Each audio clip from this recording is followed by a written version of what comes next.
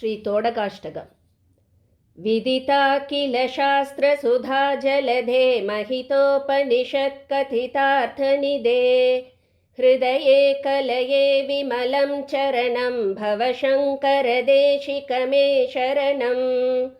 करुणावरुणालय पालय मां भवसागरदुःखविदूनहृदं। रचयाखिलदर्शनतत्त्वविदं भवशङ्करदेशिक मे शरणं। भवता जनता सुहिता भविता निजबोधविचारणचारुमते कलयेश्वर जीवविवेकविदं भवशङ्करदेशिक मे शरणं। भव एव भवानिति मे नितरां समजायत चेतसि कौतुकिता। मम वारय मोहमहाजलधिं भवशङ्करदेशिक मे शरणं। सुकृतेऽधिकृते बहुधा भवतो भविता समदर्शनलालसता।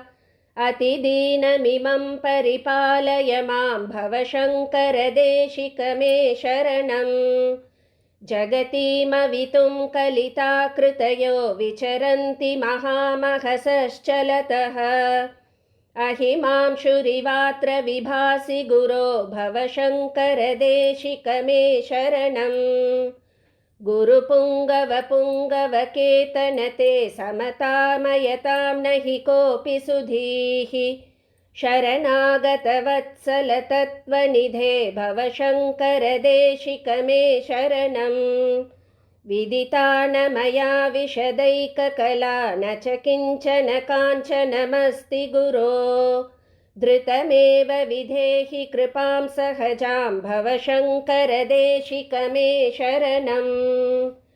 इति श्रीमत्तोटकाचार्यविरचितं श्रीशङ्करदेशिकाष्टकं सम्पूर्णम्।